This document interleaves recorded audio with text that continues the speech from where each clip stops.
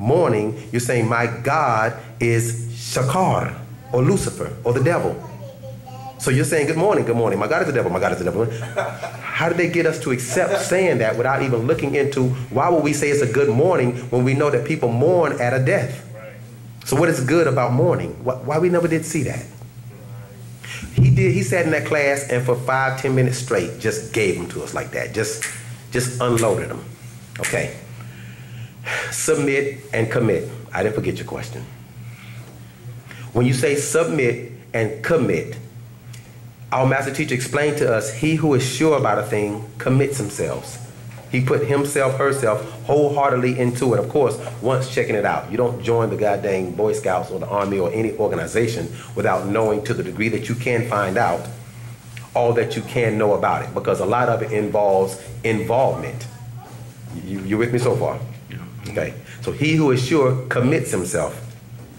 Because our master and teacher is far beyond mortal, far beyond human.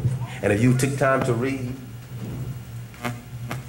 at the beginning of this question and answer class, my good brother Wu-Nuwaup-Wu-nuwaupu introduced the master secret to you all, which is a doctrine that we have out now, which is Wu-Nuwaup-Wu.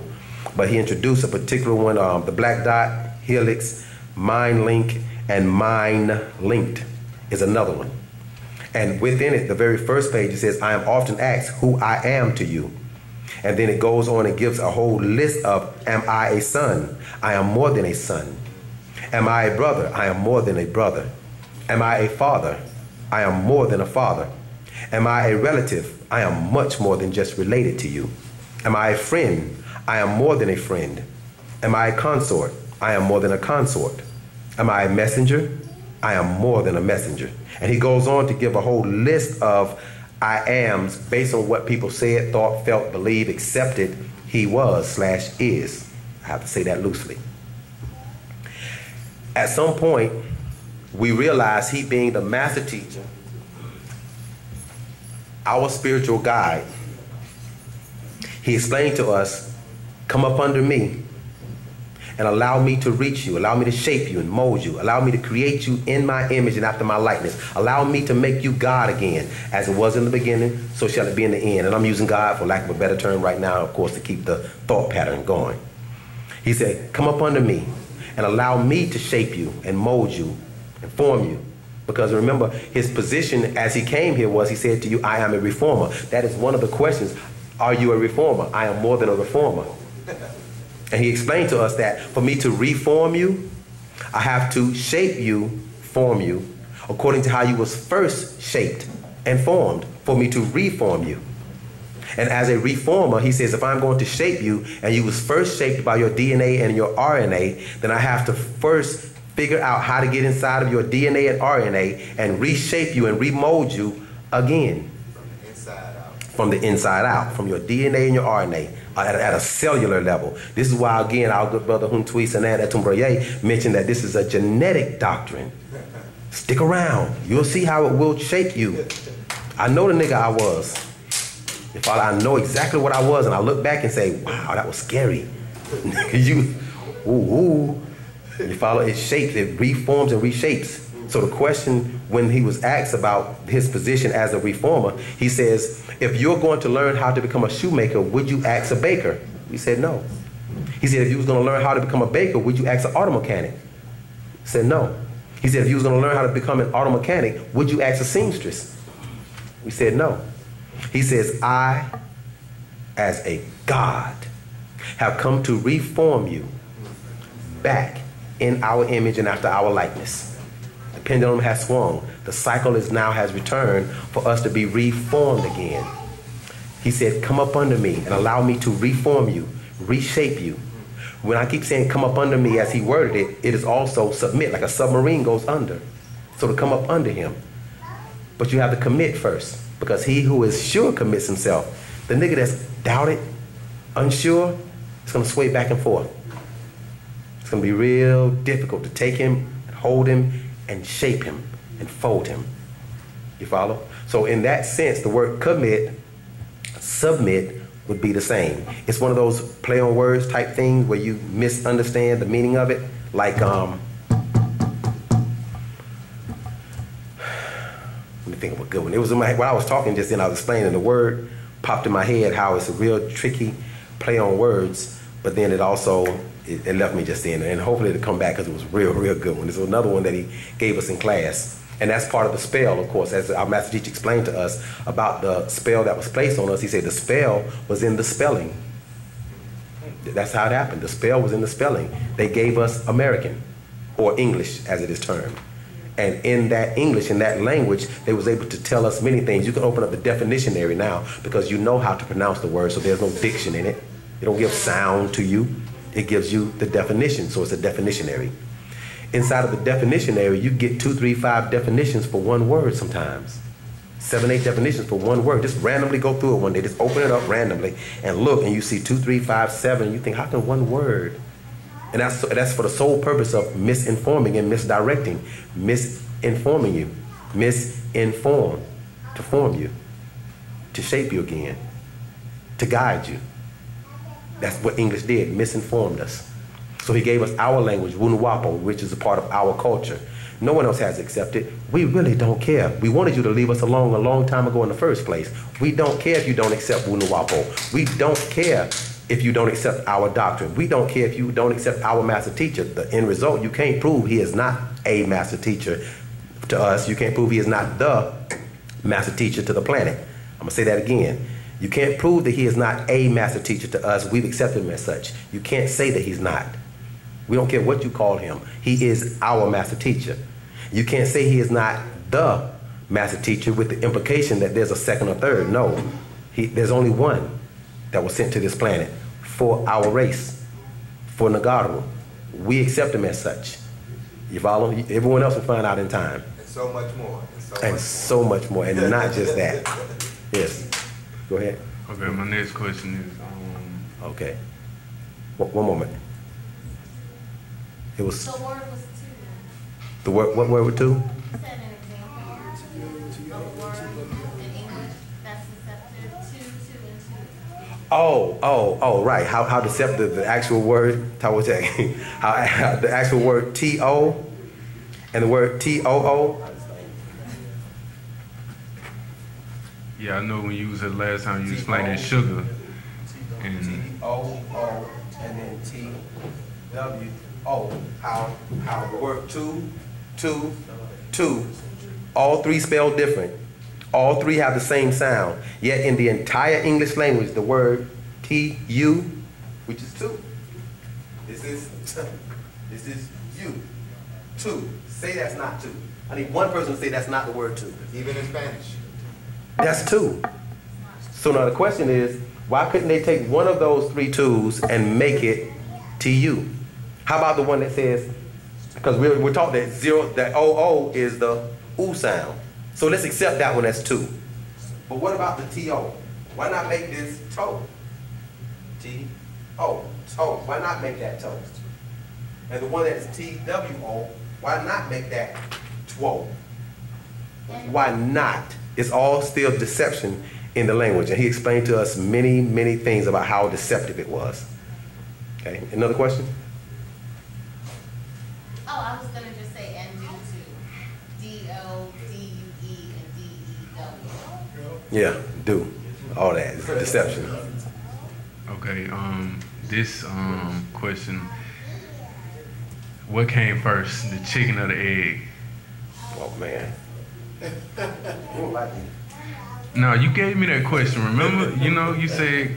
Long time ago, right? And I came back to ask you, you gave me the question, so I'm That could be the dot. You couldn't find the answer nowhere, could you? Explain to you why. Because our master teacher is just that, a master teacher.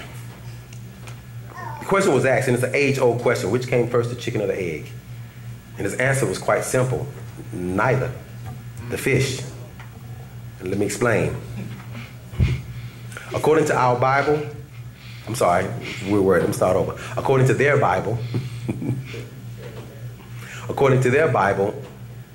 the God character simply says, let there be light, and there was light. But the Muslims say, well, when Allah wants to bring a thing to existence, He merely says to it, kun fayakun, be, and it existed. which is mistranslated. It should be and it was. If God said be and it was, that's past tense. But they mistranslated that. Even in the Quran, in the Arabic, they misspelled it. Right? That's another chapter. So when God or Allah wants to bring a thing into existence, he merely says, exist. And it existed. And the very next verse says, and God saw that it was good. And according to the Bible, he moved on to create the fowl of the air, everything that creep, crawled, and walked on land, and everything that swam in the ocean, by merely saying, let there be, and poof. Or as we established earlier, magic. God just had the top hat, he had the cape, he had the little magic stick, and the abracadabra, which means Abraham's dead body. Don't believe me, look it up. Abracadabra, Abraham's cadaver, Abraham's dead body. Goes back into a science of him taking and altering molecules. I'll go off subject by explaining that. So God wants to bring a thing into existence according to the Bible and according to the Quran. For the Muslims, he merely says exist or be or let there be. Okay. You don't know anything from a blade of grass to the largest oak tree that your great-great-great-grandmother has ever seen that didn't start out from a seed. Want proof? You're standing here. At one point in time, you was a sperm, seed. And you went from a little seed, microscopic in size, to wow, look at you now. You evolved from a seed, a blade of grass, from a seed. Everything that grows, a seed.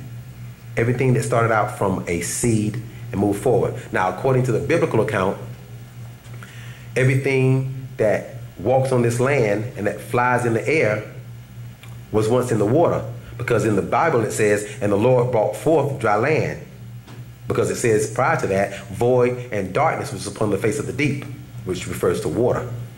Correct? True. You remember reading? Okay. So it says, when it says void and darkness was upon the face of the deep was referring to the deep blue waters. And the Lord brought forth dry land, which means it had to have been water if he brought forth dry land by way of course, evaporating the waters. At the point when he brought forth dry land, then that means everything come from water onto land. Want proof? You was in your mother's womb for 9 months. That's true. Proof. Name something that wasn't in a womb for 9 months. Even if you say, the blade of grass you mentioned earlier, in the earth, Mother Earth, and she birthed forth a blade of grass. 9 months, you was in your mother's womb, and it evolved from water onto land. Okay, work with me. What's the formula for water? H2O. Simple. Oh, that's hydrogen, 2 parts, 1 oxygen atom. Hydrogen is for the H. Write this. We got to get this. Because we got to teach this. This is something we have to teach people. So they'll know our master teacher is a master teacher, because they didn't know. Scientists didn't know. They didn't know until we told them, of course. And O is for? Oxygen. Right. And so now we have H2O, hydrogen being, of course, is what the H is for, and O is, of course, what your oxygen is for. The 2 lets you know that it's 2-part hydrogen atom to a 1-part oxygen atom. You got it so far? Water. This planet is 3/4 water. Your body comes from Earth. Your body is 3/4 water. 3/4 of what we put in our body should be water, but we eat more than we drink, and when we drink, we don't drink enough water. Part of your diet, add water to it. It helps to heal. It helps a whole lot. In the water, your fish, through gills, filter out the oxygen, correct? I'll wait till you finish writing, because I want to No, get here. I got you. No, go ahead. This is your question. I need you to hear your answer. Because you plan on doing research on this. I don't want you to believe us. Check it out. Right. Okay. Fish breathe in water by way of their gills, filter out or sift out the oxygen, correct? That is in the water, H2O. Yeah. The oxygen. Okay, here we go. When you were in your mother's womb, you likewise did the same thing by way of your tonsils. This is your tonsils inside, or your gills. And you breathe water. And as you evolved, this is why you know God didn't say let there be light and poof, there was light. Nigga, it didn't happen that quick. Even if they say, well, a day is as 1,000 years in the eyesight of the Lord. Okay, so it took God 1,000 damn years. God can do anything. If it took God 1,000 years, could God have did it in 998 days? I mean, 999 years? Could he have done it in 999? Could God have done it in 1 year? God. And if God could have done it in 1 year, God could have did it in 1 month. Say God couldn't. And if God could have did it in 1 month, he could have did it in a week and in a day, and God could have did it in an hour. And if God could have did it in 1 hour, then God saying let there be was too damn long. The time it took him to say let there be was too long for God. You follow? Let's go back to your water, because this right here is going to get real good. When fish breathe through their gills, sift out the oxygen in the water. You was in your mother's womb for 9 months, breathing through your tonsils, your gills, and as your lungs began to develop, you came from water onto land. And the first thing the doctors had to make sure was those lungs work. To activate, to jumpstart the lungs. If you weren't breathing already, they had to jumpstart your lungs. Let's make sure this is a land creature. Let's make sure he's going to breathe. Make sure he's going to be all right. Wah! Okay, good. He breathing. Good nurse. Good. Wipe him off. Clean him off. Good. Give him to the mother. Everything's all good. Okay. What's the difference between the fish breathing water, breathing in water, doing this with the fins, and the bird that's flying in the air that's doing this? What's the difference? Bird is breathing oxygen, right? Yeah, Fish also is breathing oxygen, correct? Two. Here we go. Evolution is still happening. It took you 9 months to come from water onto land. You know how long it is taking for the fish to evolve to become the bird? Yeah, damn. Here's proof. The dolphin that is in the ocean now swimming have hip bones. Amazing. Why would a dolphin that swims have hip bones which walks? Which means it once swam in the water, because everything came from the water, mind you. It once swam in the water, walked on land, and then evolved from land back to water. Amazing. Why would a dolphin have hip bones unless it walked? So there's an evolutionary scale that occurs with some animals, be it bird, be it fish, be it mammal, land creatures, that has a evolutionary path that is different than each other. You follow me so far? So when the question is asked, which came first, the chicken or the egg, our master teacher explained that neither came first, the chicken nor the egg, the fish. And the fish is evolving onto land. Now, if you look at the actual chicken, it has wings but can't fly. So explain why would something that has wings not be able to fly? You say, well, it's too big. Then explain the damn pterodactyl. Explain that. Explain the pterodactyl, the dinosaur that's that big but flies. Explain that. Okay. Explain the ostrich that is big but hasn't taken flight, but smaller than the pterodactyl, but bigger than the chicken. Explain that. You with me? So what happens is the answer to that question is which came first, the chicken or the egg? The fish. And the fish is evolving to become the bird, and the chicken just hasn't become the bird yet. Tasty, isn't it? It ain't tasty. Tell the truth. Tell the truth. Now go ahead. No, I've been straight for the last couple months. I ain't. So I'll leave that alone then. Yeah, stay straight, bro. Thank you very much. Any other questions? How did the mermaid come about? Was it created? Was it always here? One of the things our master teacher explained to us, and not specifically about the mermaid that I remember hearing, was he explained about this planet called at one time Tiamat, which means maiden of life. Okay, it was called Eridu or Erith by beings that crash landed here and had to set up a home away from home, which is what Eridu means. Eridu means a home away from home. Later on, Eridu got translated from Eridu to Erith, and from Erith to Earth, a home away from home. There were beings that came to this planet, and on this planet there were many life forms that already was here, hence the title, A Maiden of Life. There was other things like certain trees that was brought to this planet, certain insects that was brought to this planet, certain animals that was brought to this planet, like for instance, The jellyfish. The jellyfish is the only animal on this planet without a brain. Didn't know that. Our master teacher explained to us that it was a plant. It was a fish or a food that was brought to this planet by the Meldekians. Once the planet melted, was destroyed with an asteroid belt. Okay, there was a planet that sits there, which is the remnants of where that was at. That planet was destroyed, and the beings that was on it were the Meldekians, and they were brought from their planet because that planet was destroyed by accident. Oops. And they were sea creatures. And we had to bring them to a planet that was, of course, occupied with water so that they could live. The neighboring planet was Earth, and then, of course, Neptune had a lot of water. That's why it was called Neptune.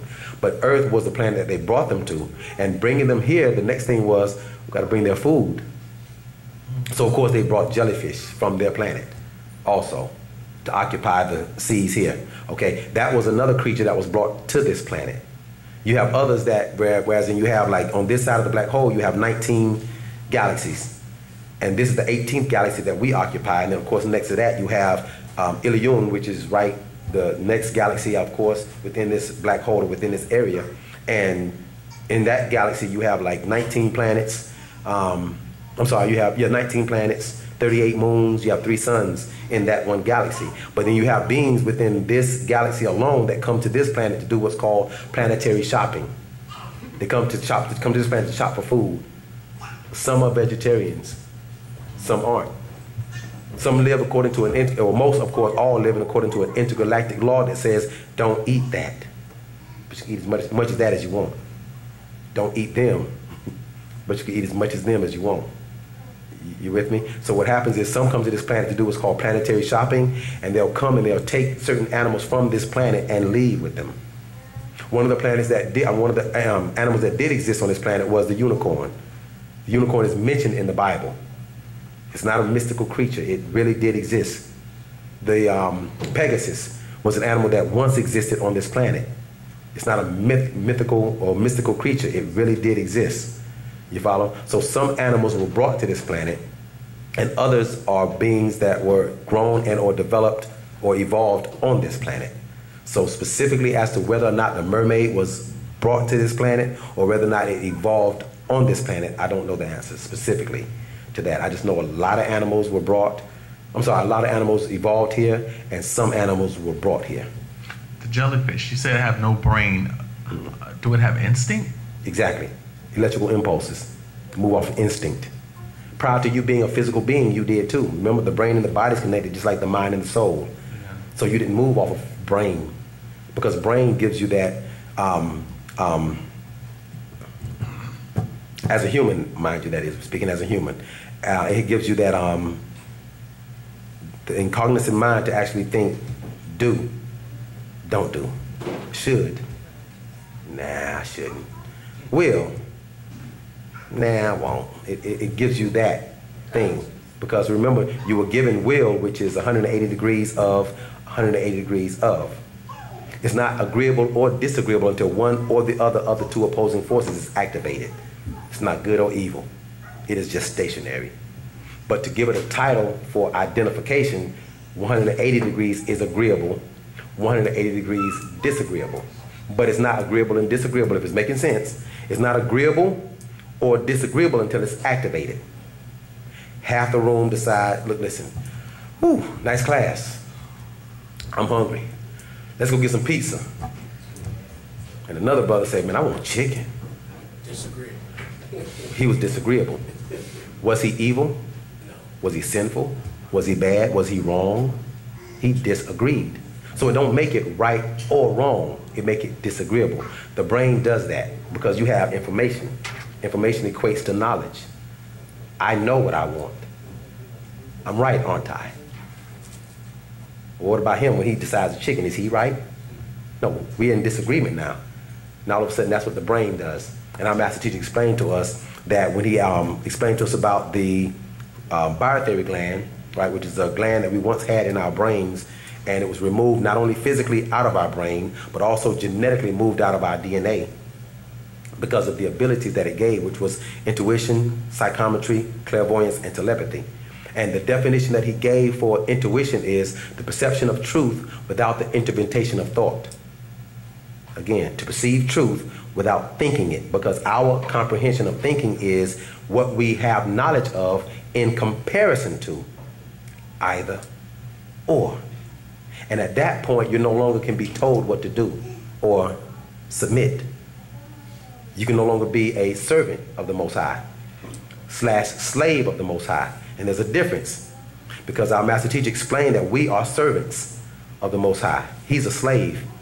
He says the difference is you have a job, you don't like what the manager says, you can take your apron off, you can take your hat off, take your name badge off, say I quit, throw your apron down, go have a Coke and a smile. A slave can't do that. And as he explained, we are servants of the Most High. We are servants of this. He's a slave. He can only do what he's told to do by the Most High. Nothing more, nothing less. Eliminating the brain, doing what he's told to do by that mode. Not having the 360, having the 720. He's overcame the 360. And he explained to us that we too are overcoming the 360. He said, you want to know how? And we didn't know. We was nowhere near no overcoming 360. He says, I'll give you an example. He says, have you ever felt, what was the first one that he said to us? He said, have you ever felt loved? And he said, yes. He says, some people have felt love and have died of a broken heart, have gotten their heart broken because they was that much in love and they died of a broken heart. He says, have you ever had your heart broken from a loved one? And we said, yes. He says, you survived it. That was physical. You overcame that. He said, you ever felt hungry or thirsty? And we said, yes. He said, right about now, huh? And we all laughed it off. And he says, some people have died of starvation and or thirst. He says, but you've gotten to the point of being really, really hungry and didn't die. You overcame that physical. He said, have you ever been scared, been afraid? And we said, yes. He said, some people have been scared to death. It literally scared them to death. He says, you overcame that fear. Some people don't overcome fear, and it scares them to death. Not necessarily at that moment and pass out and die, but scared to death to the point where, as in death, freezes them and stops them in their track, and they no longer grow and develop beyond that point. That's another aspect of death, mind you. It ain't just when the heart stops beating and lungs stop breathing, but literally scared them to death. He says, you are gradually becoming, because in order to become, you have to overcome. To become immortal, you have to overcome your mortal ways. To become a god, you have to overcome mannish / womanish ways. And he says, and that's a process that deals with the evolution of you. But the doctrine that we were living at the time, be it Christianity, Islam, Judaism, religions, belief, had no room to shape and mold us into the beings that we were to become. So hence necessary for Wu-nuwaup-Wu. It's necessary for us to leave the European / American culture alone. Leave it alone. Wu-nuwaup-Wu is complete for us. It's a complete package, and it will shape and remake us into the beings that we're supposed to be. Another question. We're the children of the materials, right? Mm-hmm. Okay. Why did those that are. Okay. Why did we go through slavery? You're saying we as if everyone did. There are some that did and some that didn't. Now that was a necessary aspect of it. I don't mean necessary like it was needed, necessary in the sense of it was supposed to happen, because it did. One of the things that the master secret, if you have any other? Yeah. Yeah, okay. If you look at the very bottom of the master secret, it says the master secret, and then it gives the actual title or titles of the various ones inside, and then at the extreme bottom it says, sent down for you Nuwaupians. Wasn't sent to the world. It wasn't sent to Christians, Muslims, Jews, Hebrew Israelites. Wasn't sent to Nagaru. It wasn't. It was sent down to the Nuwaupians. It has a certain mind state in here that, having been involved in our doctrine for a period of time, or people that are leaving others coming into it, can actually accept and or relate to. Sent down to Nuwaupians. Okay?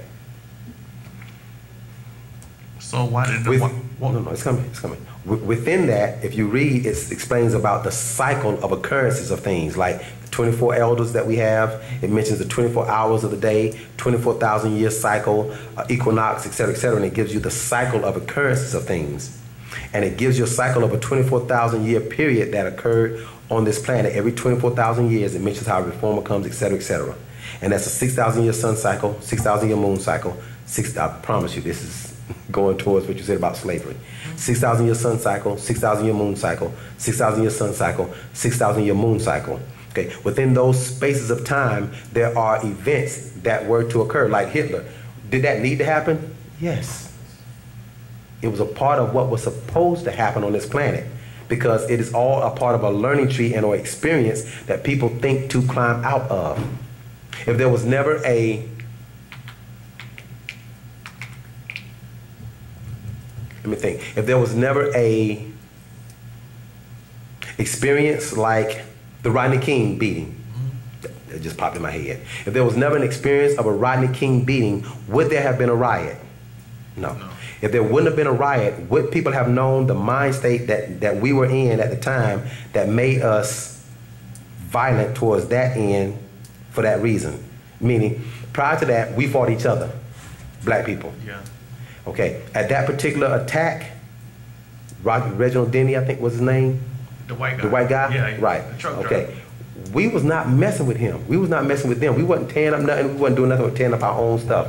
But it actually caused a shift. We would have never seen the police officers for what they really were. We were told by children, if you're in trouble, Call 911. call 911 and ask a police officer or a doctor or a fireman. We was told that as children. I'm 45. We were told that as children. Just find a police officer or a doctor or a fireman and go to the police. Tell the police, you know, you're in trouble or what have you. Can we trust police officers nowadays? No. Hell no. FTP. Can't trust them.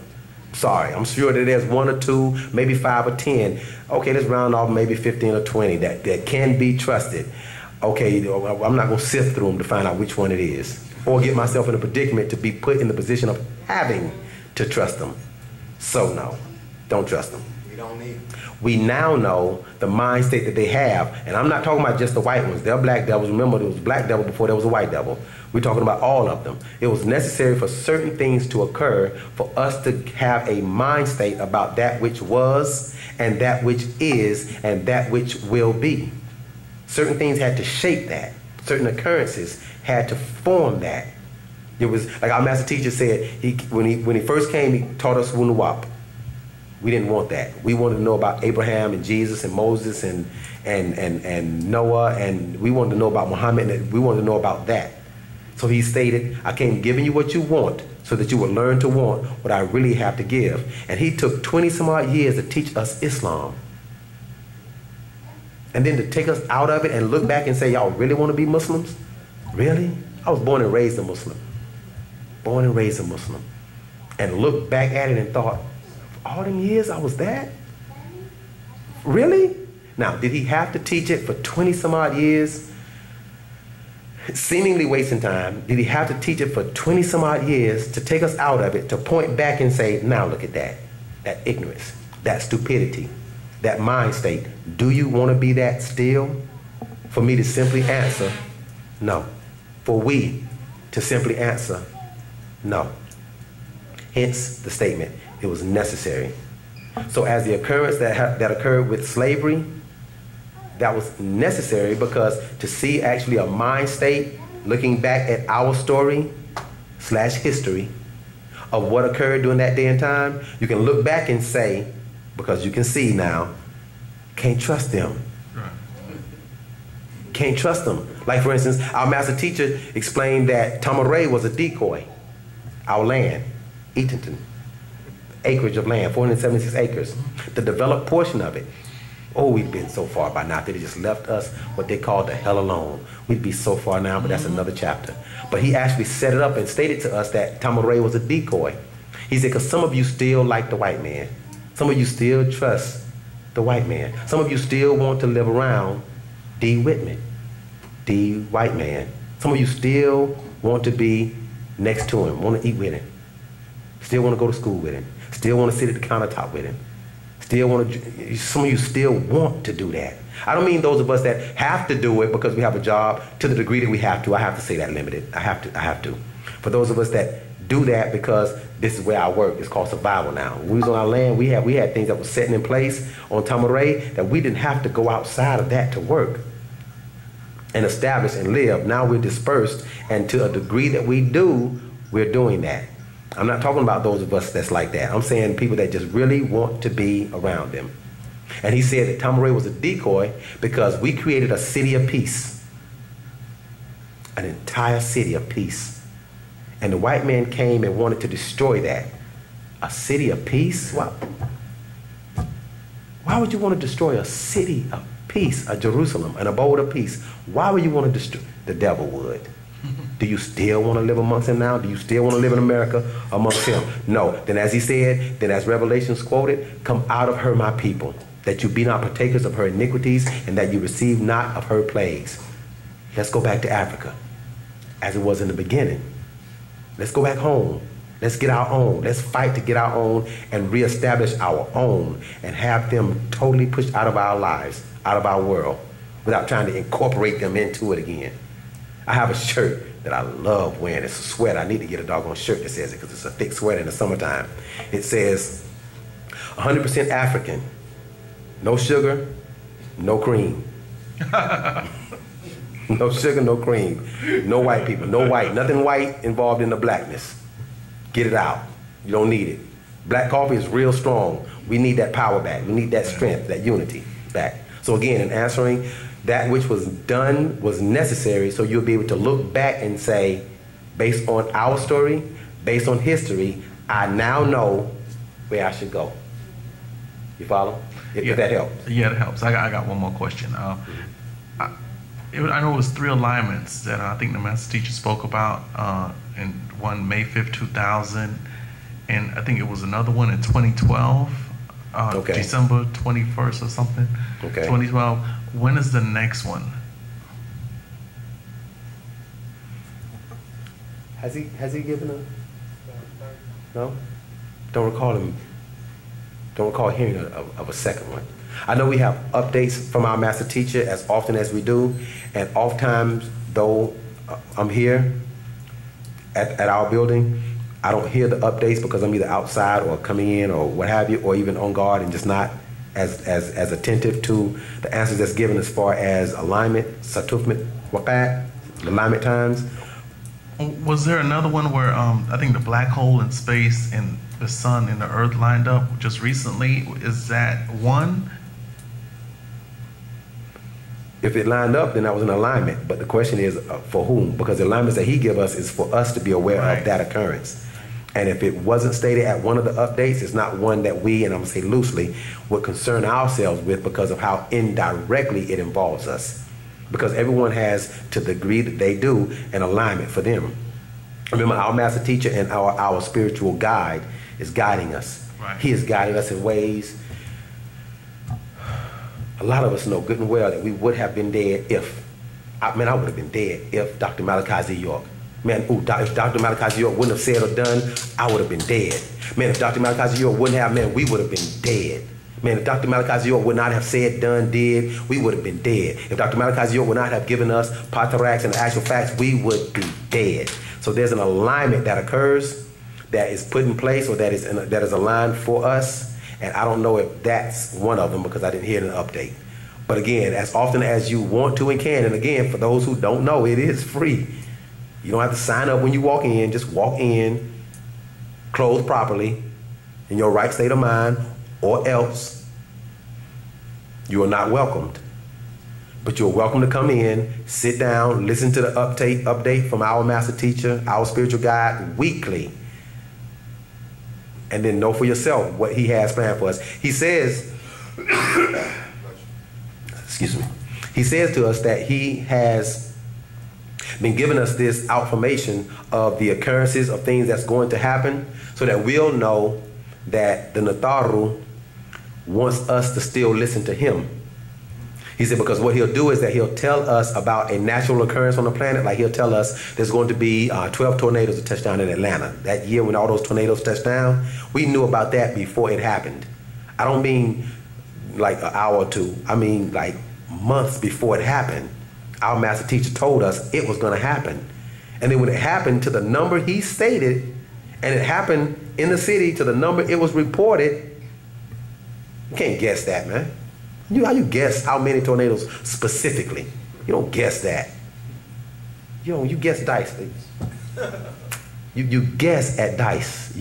You guess playing cards. You don't guess how many tornadoes going to touch down in the doggone city done by the Nataru. I mean the nature. I mean by nature. You don't guess that. They tell him what to tell us. And then we know, those of us who are wise, those of us who are smart, listen to him. When he tells us about a natural disaster that's going to occur like a mudslide in China, and then it happens, we know to listen. When there's a certain death, like when Princess Diana, or when the Pope was going to get shot, or when the president was, when certain things that occurred to prominent people that we know is going to be on television, I don't mean that something going to happen to your auntie. and it's like, okay, well, that was my aunt. No, we're prominent leaders, and it's going to be on the news, and then you'll be able to see it like, wow, how did he know that was going to happen? How did he know that? He says they tell him that's going to occur so that when it happens, we'll say, how did he know that? He must be God. Maybe I should listen to him. Those of us that are wise enough to know to listen. So as our guide, we just have learned to listen over the years. And with that, I'll pass the class to my brother, Puntui Sanan Atumuraye.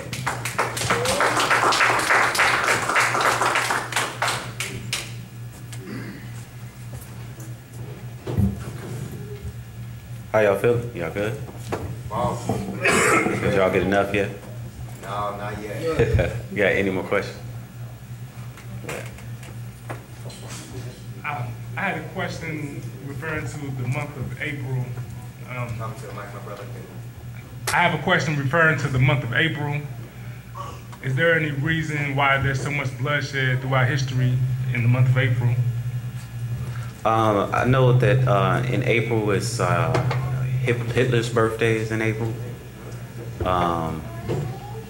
It's really like April 19th or somewhere around there. Other than that, I don't know exactly why they so much bloodshed in that month. But I know a lot of occurrences tie in with his birthday. Do you know if anything having to do with the worship of Baal or anything with Baal? Well, I do know that at one point the master teacher had revealed that one of the names of the 200 fallen angels was Hitler, right? But outside of that, I don't know. I don't. Thank you. All right.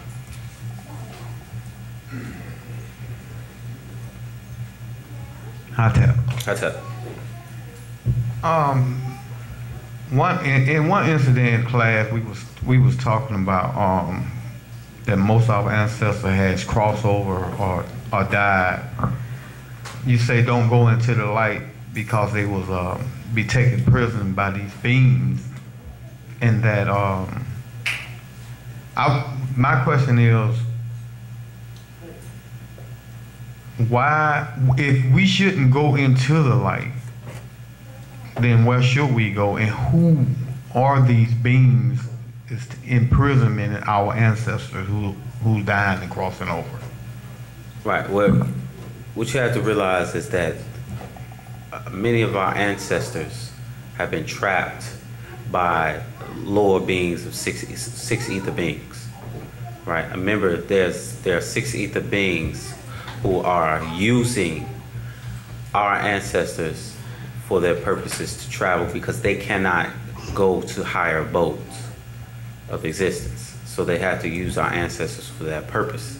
And many of us voluntarily surrender ourselves over to them and are being utilized. It's like this in the movie The Matrix, right? Human beings were used as physical batteries, right? Right. But in reality, we are more like spiritual batteries. We are being utilized to feed their 6 ether forces. And this is all the whole book of Feeding the Forces. You know, the actual fact, feeding the forces, actual fact, emotional energy. things of that nature, which explains how these 6 ether beings utilize us and subsist off of us, because they don't have existence. They have a spirit, but they don't have a soul or a ba or a rahu that will allow them to exist in that realm for long. Eventually their spirit just dissipates. So they utilize us as we surrender ourselves over to them. You follow? And that's by trapping ourselves in their religious schools of thought, in their cultures and everything. We voluntarily surrender ourselves over to them, and they utilize us in that means. So you're saying that the ones that died as Christians, not just as Christians, but any of their schools, Islam, Judaism, Christianity, all of those, because we are coming out of the moon cycle, right? And many of their schools thought that they taught, it's not until now that we're revealing our way of life and our culture and aligning ourselves back with our ancestors, right? He explained that, for instance, when you take on their names, he says simply, when you take on the name from their ancestry, what happens, your name is a tone that links yourself, that links to you, right? But it's linked to everyone, dead or alive, who has that same name. Because if you can be in the middle of a conversation and you hear your name and you're almost compelled to find out who's summoning you, correct? right? I mean, you literally stop. Did you hear somebody come? Right. You look around to find out who is summoning you. You follow? Right. That's how powerful your name is. You know? So when that happens, it happens on the spiritual realm as well, and you become a vessel for the beings with that same name. You follow?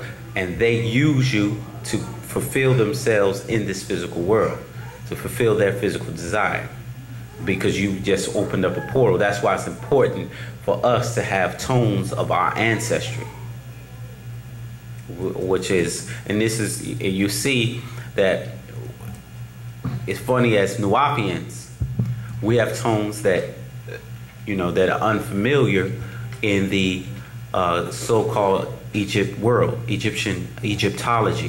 you know what I'm saying? Because most modern day Egyptologists base their pronunciation of Egyptian words on the Rosetta Stone, which was just a portion of what we let them have in order for them not to get the secrets. You follow? But the reality is that it's important for you to get a name in your ancestry so that you are protected from those disembodied spirits of those lower 6 ether forces, that they won't utilize you. So if I get one of my ancestral names and I cross over, so you saying I wouldn't have to worry about that? Well, you're not worrying about that. All it ties into how you live as well, because this is one thing the master said years ago. He said that he's not going to be judged, right? And he said the reason why he's not going to be judged is because everything that he says is wrong, he's not going to do. Everything that he says is right, he's going to do. So therefore, he avoids judgment, because he doesn't commit sin, so to speak, because you sin upon yourself the moment you say, dang, I knew I shouldn't have did that. I did it anyway.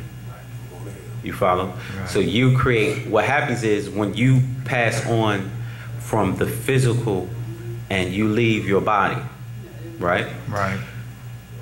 Your judgment, so to speak, is based on your attachment to this physical world. So however strong your desire is for this physical world, you'll be one of these disembodied spirits who are trying to fulfill that desire but lack a body. So you would possess people, so to speak. You would jump in and out of bodies trying to fulfill that physical desire. That's what your hell, so to speak, is that burning of that desire.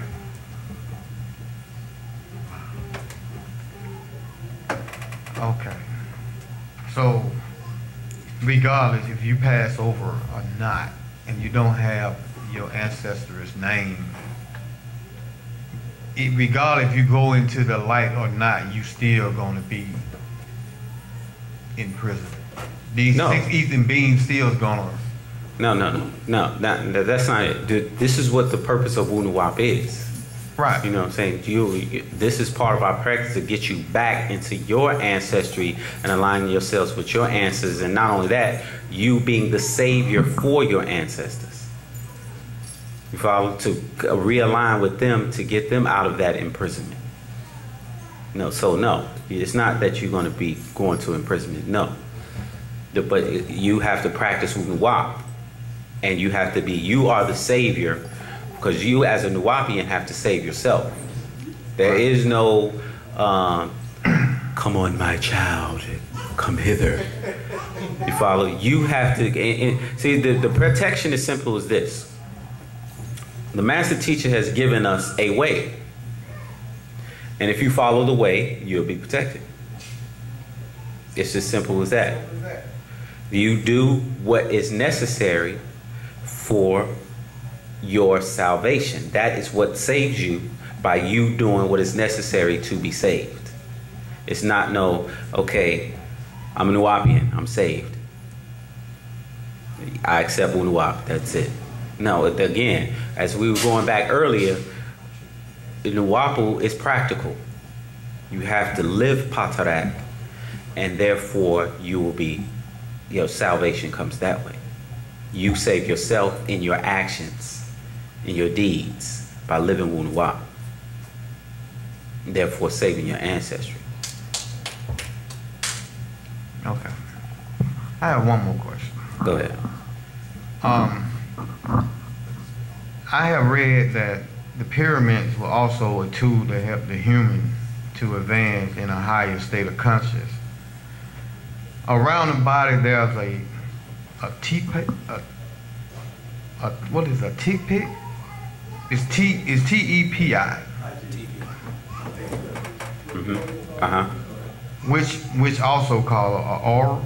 And an electromagnetic field that has a negative electric charge.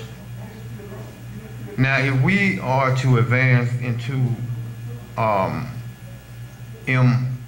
AMON, which is the ancient mystic order of Wu-nuwaup, and overcome matter, and then be the individual must change his or her aura to a positive electric charge. And the pyramid is a device to help humans, meaning children of Wu-nuwaup, to achieve this charge. How is that achieved? Well, again, the master teacher explained, this is one of the reasons, one of our rituals, which was Magaraj, or the pilgrimage, when we had the pyramid in Eatonton, Georgia, in Wahani, right, Egypt of the West, where we had a ritual where a pyramid in itself, based on its geometric shape, creates what is called tachyon energy. Right. Right? And that was part of the realignment of the self, the spirit, and thing in that ritual. Follow? So that was part of it. Again, this is, again, why it's important for us to free our master teacher, because those pyramids do have to be rebuilt. So we can get back, not only to be rebuilt, to let our ancestors know that where we are. So right now, we don't have a pyramid to do that. We don't. And our ancestors don't know what we are. But and that's all part of the purpose of chanting and prayer and the rituals that are prescribed to us by a master teacher, to sing those tones so that our voice is heard. But it's many other rituals that have to be done in order for us to get to the next level. And those rituals can't be done without our guide. You follow? Right. There are many rituals that have to be. There's one of the patoraks where the master teacher explained that rituals to the soul are like food is to the body. You follow? So we have to get back to those different rituals and rites that we have that will be prescribed by our master teacher, but we have to free our master teacher. Because he has the way. He is the guide. And we're traveling in a spiritual realm which we are unfamiliar. And as a person, a intellectual person who is unfamiliar with his surroundings, will try to go to someone who is familiar in order to get around, to get where they need to go. So that's the purpose of why we have to free our God. Okay, I understand. I understand now, but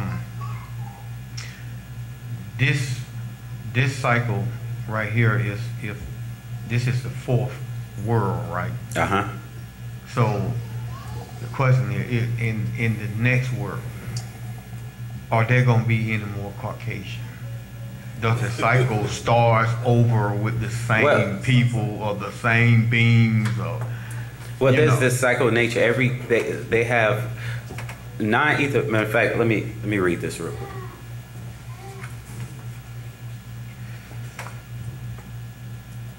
Let's see if I can find it. Okay. All right. Here we go. What is that? This is the Master Secret, and I'm reading from The Matrix, and I'm starting at verse number 61. As physical Wu-nuwaup-Wu, you are either Tabi al-Tabat, natural nature, as Nagaru, Negroids, or a made physical being, unnatural nature, as Kakasu. Natural nature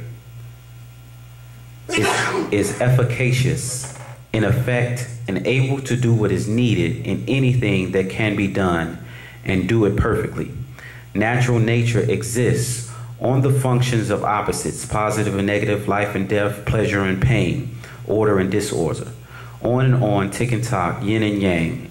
Nature deals in alternations and alterations.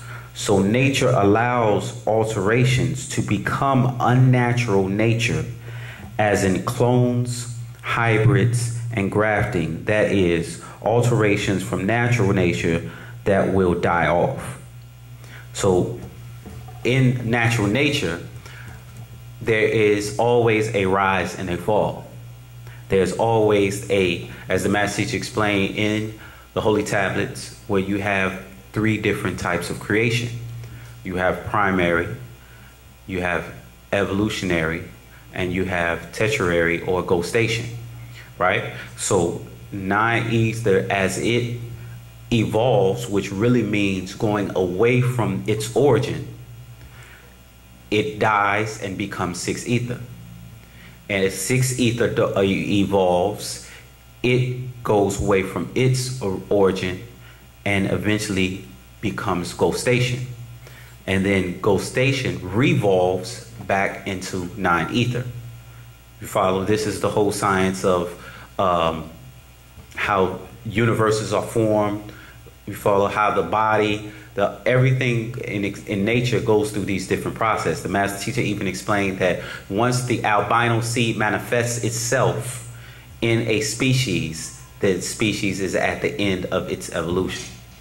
You follow? It has come to its weakest point, you follow, from its natural nature, and has devolved or evolved from that point.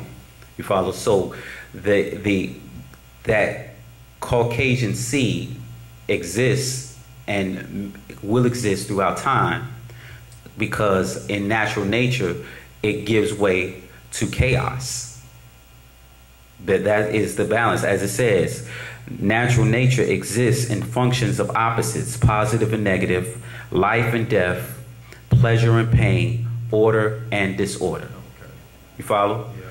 That is the process of it. You follow universes form from nebulas. That stardust eventually congeals, as the Master Teacher explained, all existing gases, that nine ether. You follow all the elements that exist in this universe started from that gaseous state and eventually congealed to form planets and suns and things of that nature. And then as they die, they go back into stardust and the cycle starts over. They go from periods of order to periods of chaos. You follow what I'm saying? Oh, okay. That is a natural nature. It's like winter and summer. Right. You follow? It's like day and night. That just answer a question that was in my head, because I watch a lot of ancient aliens. Ancient aliens, right? And I know they are alive. They do not know. They do not know what they are talking about. They try to make us think they know what they talk. Like the master taught us, you know, listen to them, and then when they get through, just say, "You just a liar." You know. So right. That's what I say, and then I write down stuff, because they try to make me think that the planet goes through this cycle and it dies and that's it. It just comes a dead planet, you know, and that's it. But I knew that was not so. Well, I mean, planets do die, right? Right. And because even the Master Teacher explained that even our galaxy was once a planet. You follow? And again, because all these cycles of nature, all this happens over and over. It's a cycle that started long before we existed and will continue long after. You follow? It's a process of rise and fall, of order and disorder, positive and negative. It's a constant cycle. Hatep. I was, I remember sending President Obama some very good literature, a couple of books and a couple of CDs and stuff like that about Wu-Nuwaup and how he was being mistreated and how he was kidnapped.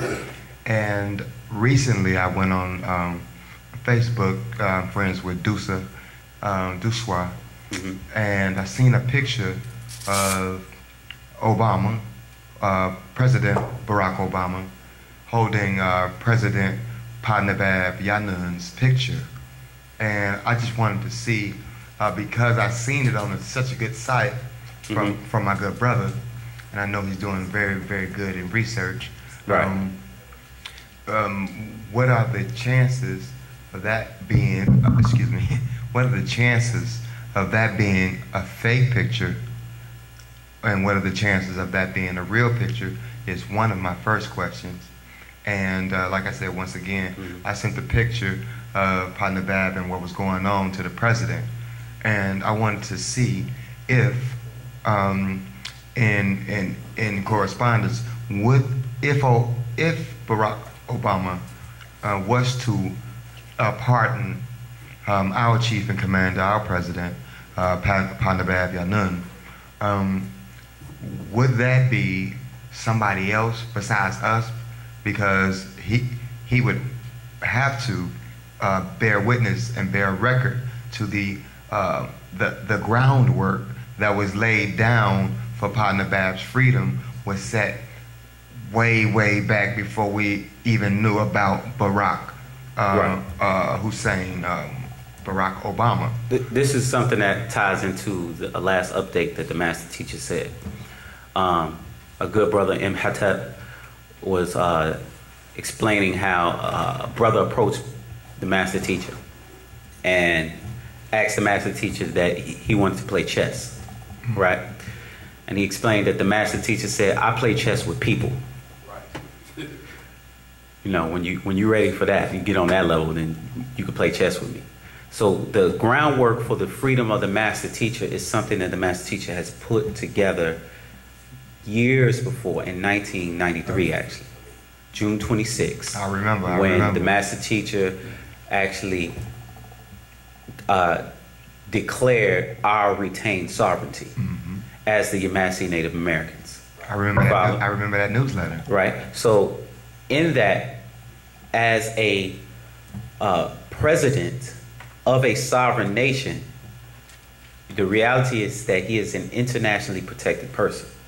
So the groundwork that the brother, our ambassador Wu-Sabat, that you mentioned, has been putting forth is actually on the basis of that information that the master teacher has laid out so long ago.